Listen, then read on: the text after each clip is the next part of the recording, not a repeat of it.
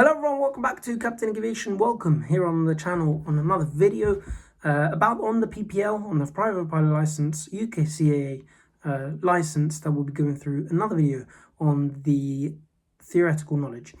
I hope you enjoyed the last one, which was speaking about the flight performance and planning that I did. All the videos that I am doing that you see are in order based on how I did them. So you're going to see the air law, then you're going to see the next one, and up to flight performance and planning and the navigation, which is this one. I took my navigation as the last one. Kind of, let's say, surprisingly easier than the flight performance and planning. And we're going to speak about what resources I use. I use the same, so Easy PPL and Ground School Paulie's books. If you've seen the videos I've done before, if you're not on the videos before on this PPL series and of the license, and if you're new, welcome. Hopefully you can, or if you like the content and you like what I'm doing at the moment and explaining the theoretical exams and the process of the PPL license in the UK.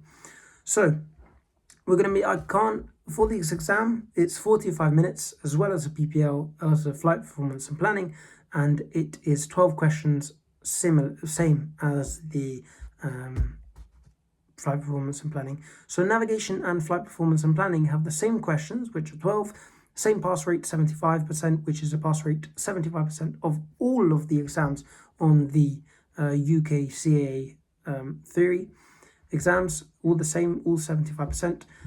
And I think the ATPL exams are the same pass rate as well. And so these two exams, what they have in common is that they are both have 12 questions, and they both have a maximum of 45 minutes. So guys, they do ask for 45 minutes because they do require, as I said in my previous video on flight performance and planning, they do require lots of calculation. Compared to the other topics, they do offer, they are interesting. Of course, I prefer navigation than flight performance and planning. Flight performance and planning, I think, was the charts and the cruise performance was enjoyable. I did enjoy it, but obviously, I prefer using the whiz wheel and the calculations. I really enjoy the whiz wheel. Hopefully, you enjoy it too. Do comment down below what your best navigation object and your navigation item is that you prefer using. For me, it's the whiz wheel. Really enjoy it, especially with the ground speed and all the other pressure, altitude, how to calculate the ground speed, how to calculate the time with the ground speed and your other factors that you have in. Guys, let's not go off topic. I do usually do that when I do get passionate about aviation and all the other exams that I have in common. So for the navigation exam, I did get 100%.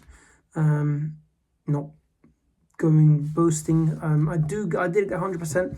The questions were fine. I did prepare well for the exam. I prepared less though than the other ones, which is surprising. I did get 100%, but I did have good questions. The questions were good in the sense that obviously I wasn't that lucky because you have to prepare for the exam. It's 300. The Paulie's book is 300 pages just on navigation. So it's complicated. It requires lots of effort, of understanding, especially if it's hard for you to get round with calculations, ground speed, lots of concentration and focus, which is for everything, but obviously with calculations you have to be more concentrated because if you do mess something up, then you do have to go back to the question, figure out what you got wrong, and maybe redo it another time, because if in your multiple choice A, B, C, D, maybe A is right, is the correct answer, but you think it's C because you missed out some pressure, altitude, or your temperature was wrong, then you're forced to put C, but the actual answer is A, probably because, let's say, your flight level was 6,000, but on the whiz wheel you put 5,500. Okay, so do look at all those. They're your errors. Let's say that you have to include that you do mistakes on them, but you should please do get enough practice when it comes to calculations, because they do help you obviously get more fluent and more confident as you do many more. What I did for my one, I think I did 20, 28, 29 exams on the test and exam access. You can find them on the Easy PPL. That's what I used. It was £10.99 pounds. Some do use the full one, so with a presentation as well. That one I think is £13.99 pounds, but obviously the Easy PPL link will be down below. So how I did revise for the exam, as I told you earlier, it is 300 pages of a book. I don't have my book with me, but it's 300 pages, which requires lots of effort. So don't leave something don't make it. Oh, sorry. Obviously, you should be ready when you get to your exam, but don't be too nervous and too stressed about it just because it's 300 pages. There's a lot to learn. It does get, obviously, some things that are in the book, not all of them are tested, and not all of them are in the exam. Some are just knowledge-wise, okay? So do concentrate, obviously, on everything that you have to be a good pilot. You have to know all your knowledge related to when you're flying, both practical and theoretical. But obviously, regarding to the exam, it's not something that obviously you have to know everything in the book. So hopefully that can be a good source of knowledge, maybe cutting down and keeping the key aspects of what the exam does what your exam asks from you. Okay, so your requirements on the syllabus, which is also in the link down below, the syllabus from the UK CAA website. I can't show you what numbers I got wrong because I got 100%, so you can find that if you do get wrong, hopefully you get 100%, because it's a very nice satisfaction. It's not the first time I do get 100%. It's a nice satisfaction of getting 100% on all the exams, on some of the exams, especially the tougher ones, which are navigation, and it's called the hardest. Not to I think my hardest one on all of the exams is the flight performance and planning. Maybe calculation wise, out of the two, flight performance and planning was the most challenging for me. So guys, that was it regarding the syllabus and the structure of how to work with your resources. Do use a book. What I did was use the book for the whole of the duration.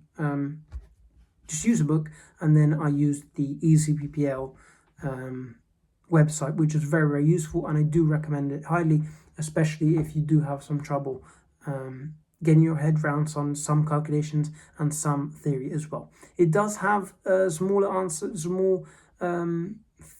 smaller questions, not all just calculation on the navigation, so do be prepared for that one as well, which for you, some of you might be easier, some of you might be harder on the calculations.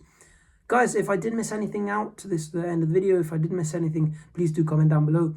This, I can call it officially, it's the last ever video on the UK CAA PPL theoretical exams.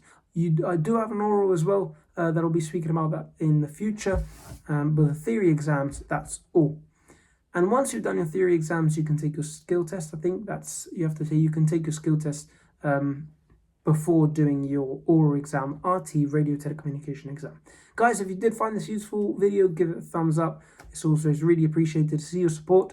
If you missed anything out, do comment down below. I do appreciate that as well. People noticing mistakes and errors or something I didn't say that was wrong and it was supposed to be right, I'll refine it in my comments. Do ask in the comments, and I'll try answering all your questions to the best of my ability. Thank you guys, and we'll see. I'll leave a